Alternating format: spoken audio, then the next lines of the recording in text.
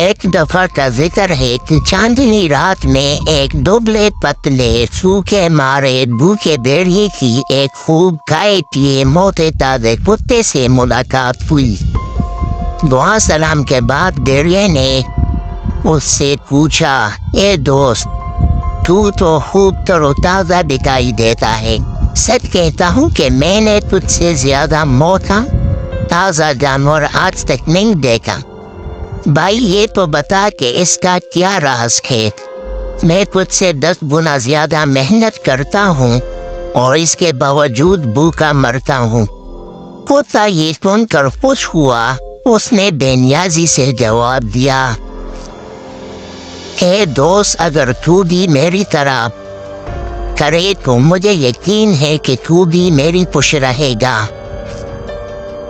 بھیڑیے نے پوچھا، بھائی جلدی بتا وہ بات کیا ہے؟ کتے نے جواب دیا، تو بھی میری طرح رات کو گھر کی چوکیداری کر اور چوروں کو گھر میں نہ گھسنے دے، بس یہی کام ہے۔ بھیڑیے نے کہا، بھائی میں دل و جان سے یہ کام کروں گا۔ اس وقت میری حالت تنگ ہے، میں ہر روز کھانے کی تلاش میں سارے جنگل میں حیران و پریشان مارا پھرتا ہوں۔ بارش، پالے اور برفباری کے صدمے اٹھاتا ہوں، پھر بھی پیٹ پوری طرح نہیں بھرتا۔ اگر تیری طرح مجھے بھی گرم گھر رہنے کو اور پیٹ بھر کھانے کو ملے تو میرے لیے اس سے بہتر کیا بات ہے۔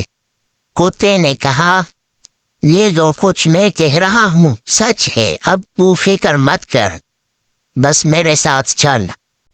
یہ سن کر بھیڑیا کتے کے ساتھ چل دیا۔ ابھی وہ کچھ دور ہی گئے تھے کہ بھیڑیے کی نظر کتے کے گلے پر پڑے ہوئے اس نشان پر پڑی جو گنے کے پتے سے پڑ گیا تھا۔ بھیڑیے نے پوچھا، اے دوست، تیرے گلے کے چاروں طرف یہ کیا نشان ہے؟ کتے نے کہا، کچھ نہیں۔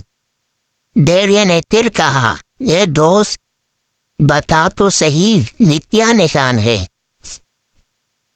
کتے نے دوبارہ پوچھنے پر جواب دیا، اگر تو اصرار کرتا ہے تو سن، میں چونکہ درندہ صفت ہوں، دن کو میرے گلے میں پٹھا ڈال کر وہ باندھ دیتے ہیں تاکہ میں سو رہوں اور کسی کو نہ کھاؤں، اور رات کو پٹھا کھول کر چھوڑ دیتے ہیں تاکہ میں چوکیداری کروں اور جدھر میرا دل چاہے جاؤں۔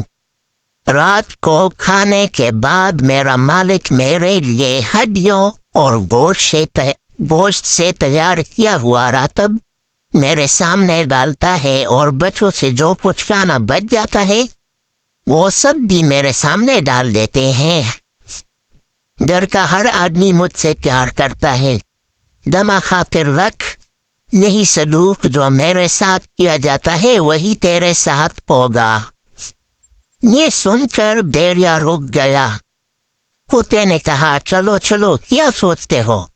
بھیڑیے نے کہا، اے دوست، مجھے تو بس معاف کرو، یہ خوشی اور آرام تجھے ہی مبارک ہو، میرے لیے تو آزادی ہی سب سے بڑی نعمت ہے۔ جیسا تو نے بتایا اس طرح اگر کوئی مجھے بادشاہ بھی بنا دے تو مجھے قبول نہیں۔ یہ کہہ کر بھیڑیا پلتا اور تیزی سے دوڑتا ہوا جنگل کی طرف چل دیا۔